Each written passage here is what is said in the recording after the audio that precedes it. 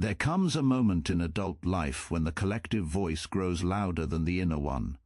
It speaks through traditions, family gatherings, polite questions, and silent judgments.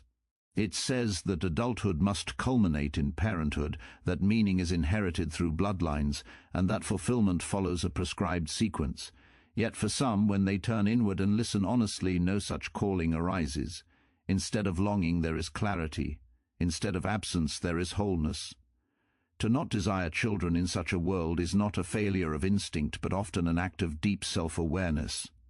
The psyche does not unfold identically in all individuals. Each person carries a unique configuration of drives, values, and potentials. When life is lived unconsciously, one follows inherited scripts without question.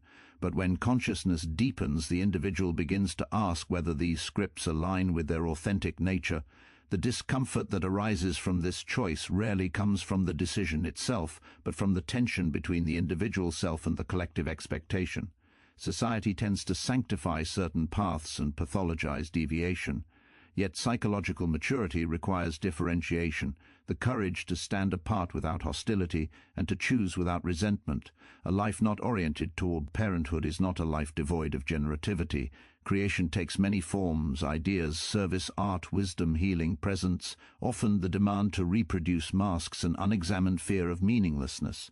When individuals have not confronted their own inner emptiness, they seek continuity through others. But meaning cannot be outsourced. It must be discovered inwardly. For some, raising a child becomes the vessel through which this discovery unfolds. For others, the same depth is reached through solitude, vocation, relationships, or spiritual integration. To honor one's truth in this matter requires tolerating misunderstanding. It requires resisting the temptation to justify oneself endlessly. Authentic choices do not need consensus, they need alignment. When the inner world is coherent, the outer world gradually rearranges itself around that integrity. The mature individual does not ask, "What is expected of me?" but rather, "What is demanded of me by my own becoming?" A life lived in fidelity to that question, whether it includes children or not, is a life that contributes to the world not through conformity, but through consciousness. Not wanting children is often interpreted by the collective as a lack, a deviation, or a failure of something essential. This assumption arises not from psychological insight, but from unexamined tradition. When a society repeats a pattern long enough, it mistakes repetition for truth. Yet inner life does not operate by social consensus. It unfolds according to an individual's unique psychological structure, life history, and capacity for self-reflection. To recognize within oneself the absence of a desire for parenthood and to accept it without distortion often requires a level of awareness far deeper than simply following expectation. Self-awareness begins when a person distinguishes between inherited values and lived truth.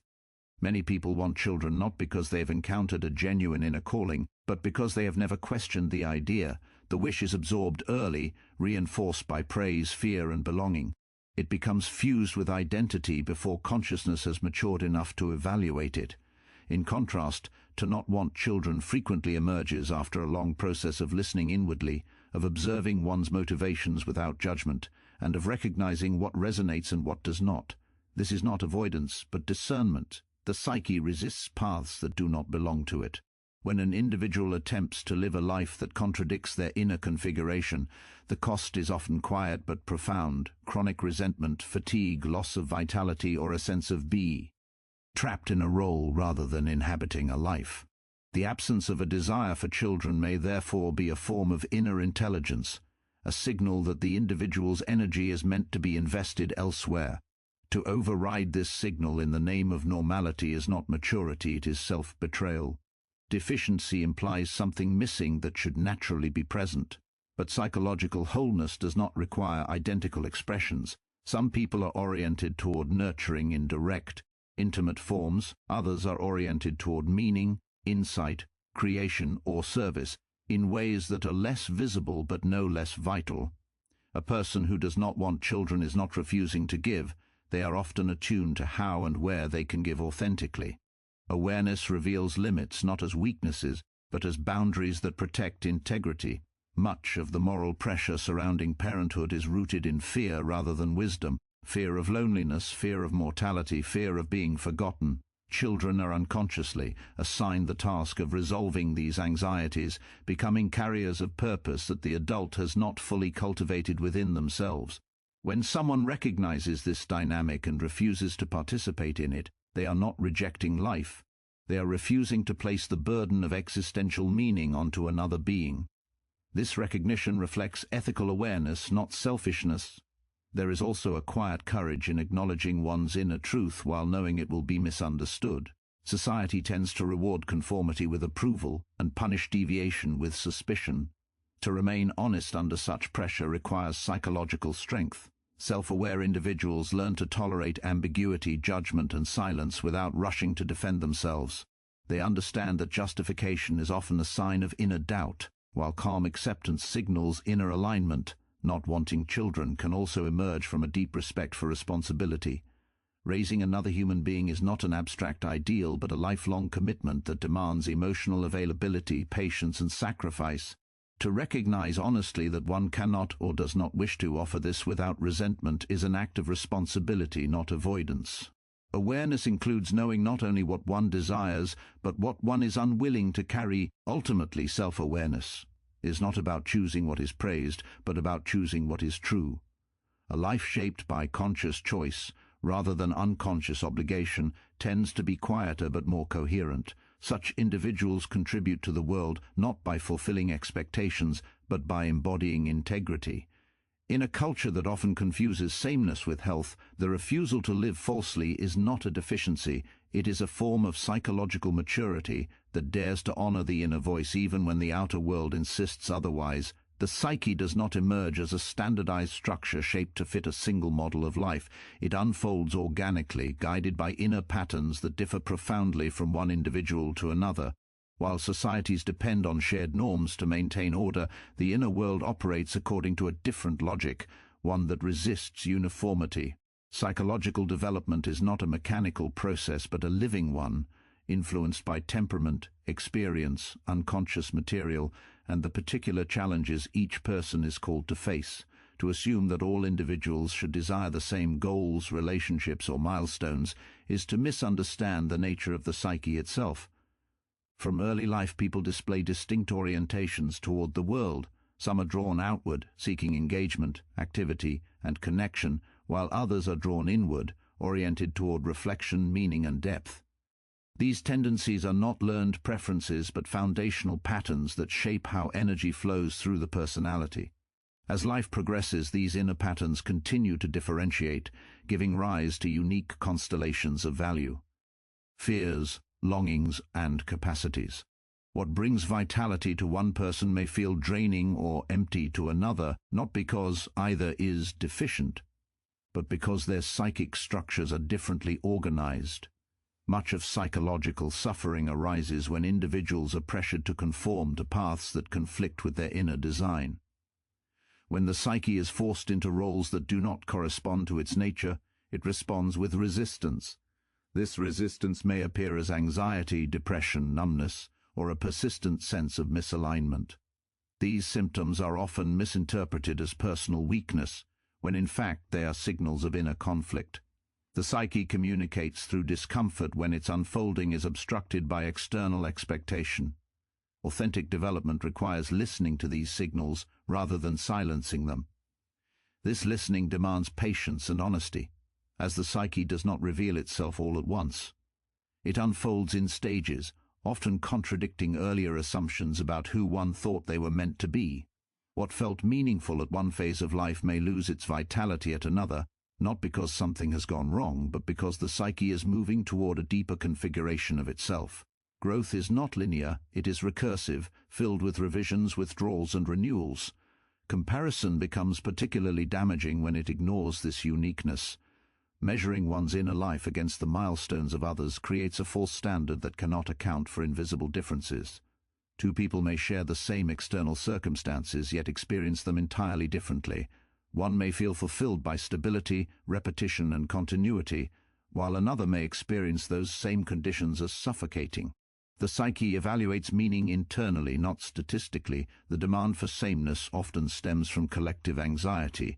Uniform paths are easier to predict and validate. Unique paths disrupt certainty and challenge inherited beliefs. Yet psychological health does not emerge from predictability, it emerges from congruence between inner reality and outer life. When individuals are allowed, or allow themselves, to follow their own psychic unfolding, they contribute diversity of thought, creativity, and insight to the collective. Uniformity may maintain order, but differentiation enriches culture. Understanding the uniqueness of the psyche also invites humility. One cannot assume that their own desires, fears, or solutions apply universally. What heals one person may harm another. What feels liberating to one may feel destabilizing to someone else. This recognition fosters psychological respect, replacing judgment with curiosity. It allows space for lives that look unfamiliar without needing to be corrected. The psyche is not an object to be engineered toward an ideal outcome. It is a living process seeking expression, balance, and integration. When honored, it guides individuals toward lives that feel internally coherent, even if externally unconventional. When ignored, it fractures, expressing itself through conflict and dissatisfaction. Recognizing that the psyche unfolds uniquely in each individual is not merely a philosophical idea, it is an ethical stance toward human complexity. It affirms that mental health is not achieved by imitation, but by allowing the inner life to reveal its own form, in its own time, according to its own necessity. Collective expectations arise from the need for order, continuity, and shared meaning. They provide a framework that tells individuals how life is supposed to unfold, which choices are considered normal, and which paths are worthy of respect. These expectations are often inherited unconsciously, passed down through culture, family, and tradition, and absorbed long before a person has the capacity to question them. While such structures offer stability, they also carry a hidden cost. They tend to flatten individuality, encouraging people to shape themselves accordingly to external ideals rather than inner truth. Authentic individuality develops in a very different way. It does not emerge from imitation but from inner listening. It requires attention to one's own emotional responses, contradictions, resistances, and longings. This process is slow and often uncomfortable because it exposes discrepancies between what is expected and what is true. When individuals begin to sense this gap, tension arises. The psyche recognizes that compliance may bring approval, but it also knows that approval cannot substitute for inner alignment. Much of the conflict between the collective and the individual occurs because society rewards visibility over authenticity. Roles that are easily recognized and socially validated are celebrated, while inner coherence remains largely invisible. As a result, people learn to perform identities that are legible to others rather than truthful to themselves.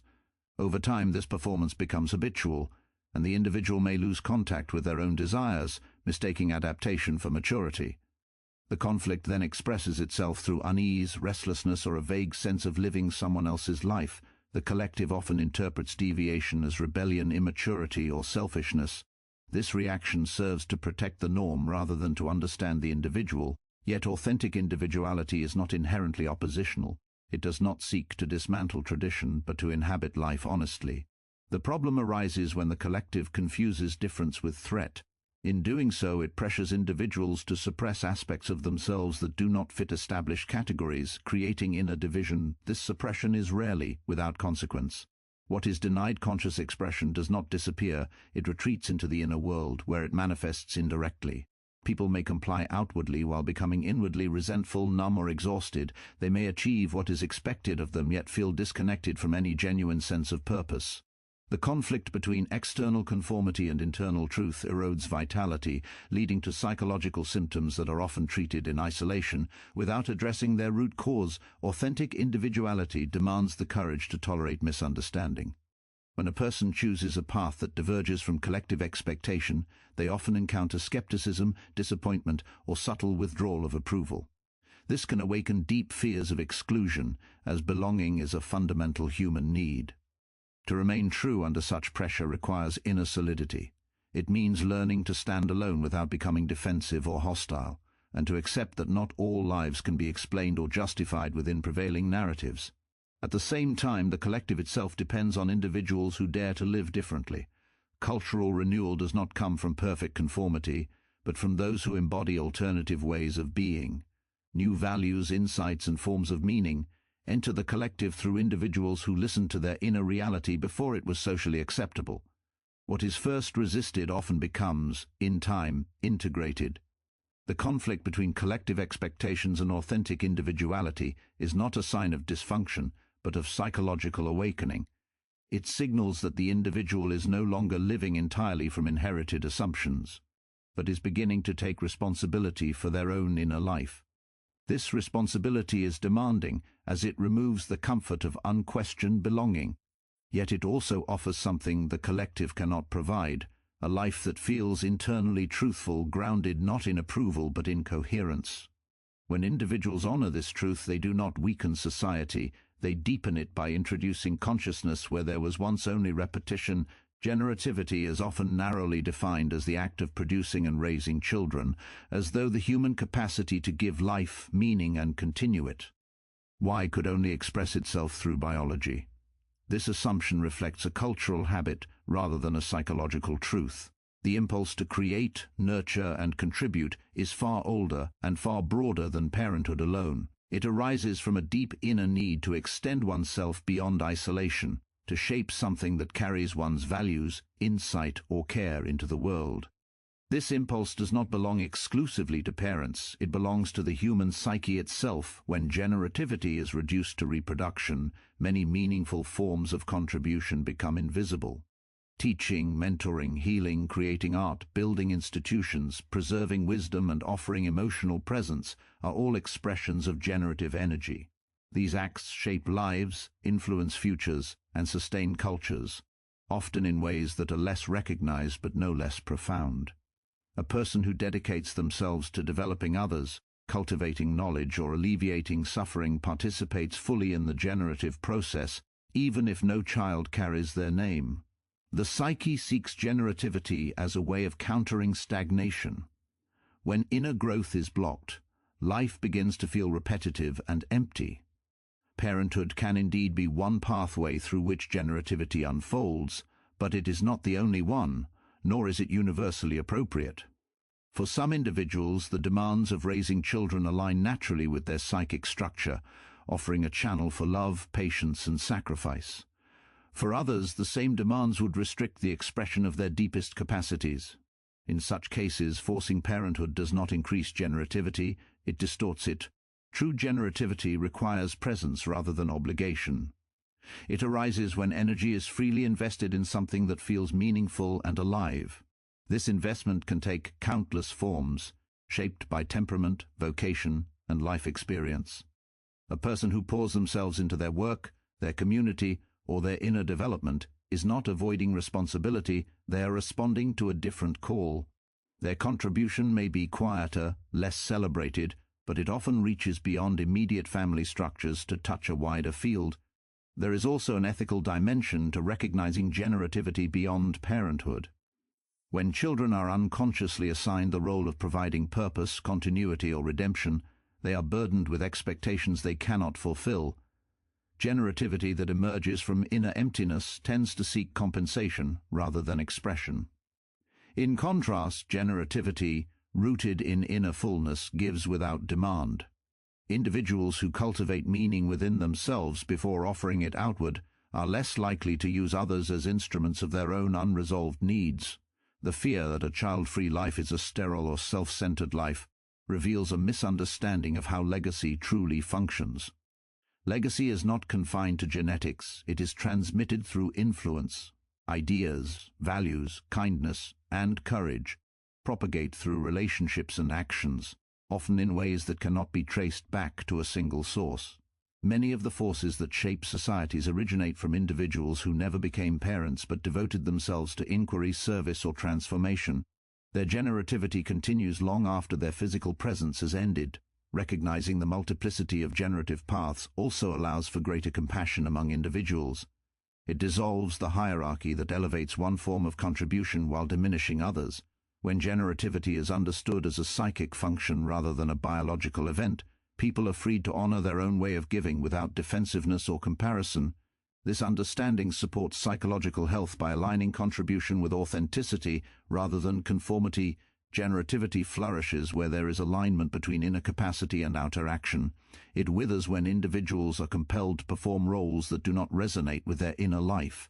A society that acknowledges this truth becomes richer, not poorer, because it allows diverse forms of care, creativity, and responsibility to emerge. The measure of a life, then, is not whether it produced children, but whether it participated consciously in the ongoing task of bringing meaning, vitality, and human presence into the world.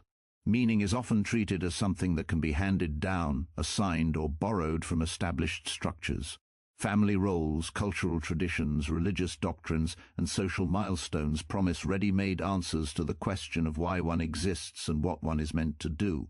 These frameworks can offer orientation, especially in early life, but they are not substitutes for inner discovery.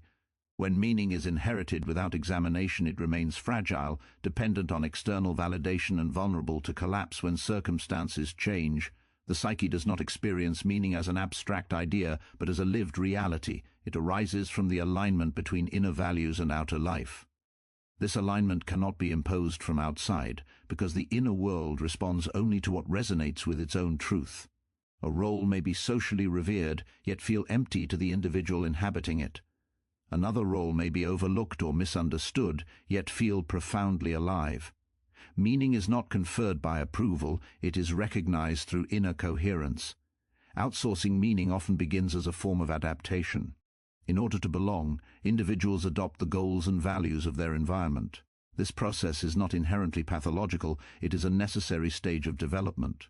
Problems arise when adaptation is mistaken for completion. If a person never turns inward to ask whether the inherited story truly reflects their inner life, they may build an existence that looks successful while feeling internally hollow. The psyche tolerates such misalignment for a time, but eventually it demands reckoning. When meaning is outsourced to another person, the consequences are particularly heavy. Partners, children, leaders, or causes are unconsciously burdened with the task of providing purpose and direction. This creates relationships based on dependency rather than mutual presence. No individual can sustain the weight of being another's source of meaning without distortion. When the external source inevitably fails to fulfill this role, disillusionment follows, often accompanied by bitterness or despair. What collapses in such moments is not life itself, but the illusion that meaning could be borrowed. Inner discovery of meaning is not a single revelation but an ongoing process. It requires sustained attention to one's inner responses, values, and contradictions. This process often unfolds through crisis, loss, or dissatisfaction, moments when inherited meanings no longer function. Such periods are frequently labeled as failures, yet psychologically they represent transitions. The breakdown of borrowed meaning creates the conditions for something more authentic to emerge. If the individual is willing to remain conscious rather than retreat into distraction, discovering meaning inwardly also demands responsibility. Without external scripts to follow, the individual must tolerate uncertainty and ambiguity. There is no guarantee that the chosen path will be understood or rewarded. This uncertainty is precisely what gives inner meaning its strength. What is discovered through personal struggle and reflection is less easily shaken by external change, because it is rooted in lived experience rather than belief alone. The inward source of meaning does not isolate the individual from the world, it deepens their participation in it. When people act from inner conviction rather than obligation, their actions carry sincerity and presence. They contribute not because they must, but because they are aligned. This alignment fosters resilience, allowing individuals to adapt without losing themselves. It also reduces the impulse to impose one's values on others, as meaning is no longer something to be defended, but something lived. A culture that encourages inherited meaning without inner inquiry risks producing conformity without vitality. Such a culture may appear stable, yet beneath the surface it accumulates dissatisfaction and quiet despair. In contrast, individuals who discover meaning inwardly often disrupt expectations, not out of rebellion, but out of necessity. Their lives challenge the assumption that fulfillment can be standardized. Meaning that is discovered inwardly is not louder or more dramatic than inherited meaning, but it is more enduring. It does not rely on roles remaining intact or relationships remaining unchanged. It evolves as the psyche evolves, adapting without losing its core. When individuals commit to this inner task, they do not reject tradition or community, they engage with them consciously. What they offer in return is not blind repetition, but presence, integrity, and a depth of participation that cannot be outsourced, inherited, or replaced. Authentic living inevitably places the individual at odds with collective understanding. When a person begins to live from inner truth rather than external approval, they step outside familiar patterns that others rely on for orientation. This departure often provokes confusion, projection, and judgment. Misunderstanding arises not because the individual is unclear, but because authenticity disrupts expectations. To live authentically, therefore, is not merely a matter of self-expression, it is a psychological commitment to endure being seen inaccurately without retreating into self-betrayal. Most social bonds are formed around shared assumptions. When someone violates these assumptions, even quietly, it unsettles the emotional economy of the group. Others may interpret the deviation as criticism, rejection, or threat, even when none is intended. In response, they may attempt to restore balance through questioning, advice, or subtle pressure. The authentic individual is then faced with a choice: explain themselves endlessly in the hope of being understood, or remain grounded in their inner alignment while allowing misunderstanding to exist. The latter choice demands far greater courage. The desire to be understood is deeply human. It is tied to safety, belonging, and validation. Yet when this desire becomes dominant, it can override inner truth. People may begin to dilute or distort their lived reality in order to remain acceptable. Over time, this accommodation creates an inner split, where the outer self performs while the inner self withdraws. The resulting tension often manifests as exhaustion, resentment, or a sense of invisibility. Authentic living requires accepting that complete understanding from others is neither guaranteed nor necessary. Misunderstanding also arises because inner motivations are invisible. Observers judge behavior by external standards, unaware of the internal processes that give it meaning.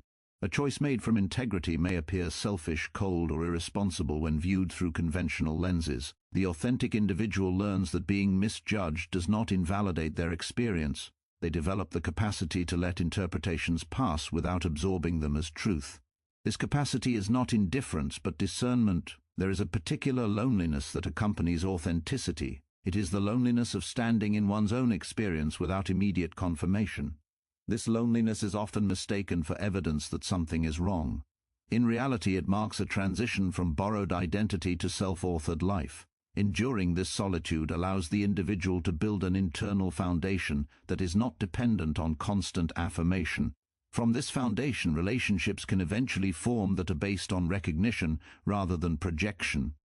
Tolerating misunderstanding also means relinquishing the fantasy of being universally liked. Authentic individuals may be respected by some, admired by others, and rejected by many.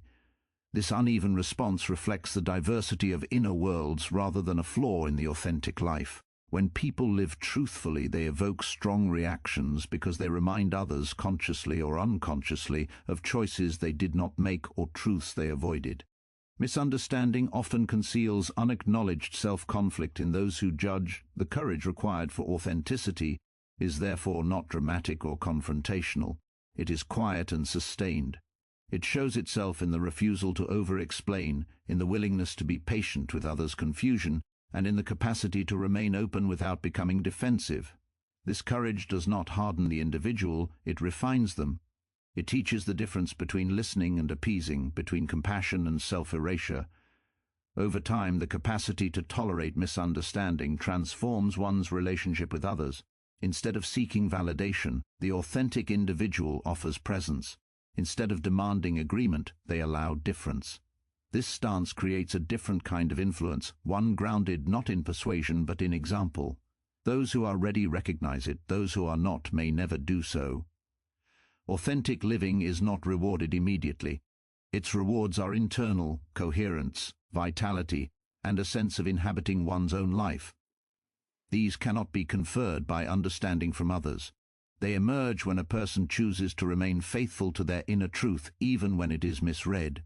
In accepting misunderstanding as part of the path, the individual gains something more enduring than approval: the freedom to live without abandoning themselves. And so the task is not to be perfectly understood, but to be inwardly aligned. A life lived in truth will always appear strange to those who have learned to survive by imitation. Misunderstanding is not a sign that you have lost your way. It is often evidence that you have stopped living by borrowed maps. When you no longer contort yourself to fit expectations, something steadier takes root within you, a quiet confidence that does not need permission. From this place, you no longer argue for your choices or defend your path. You simply live it. And in doing so, you offer the world something rare and necessary, a human being who has not abandoned themselves, even when it would have been easier to do so,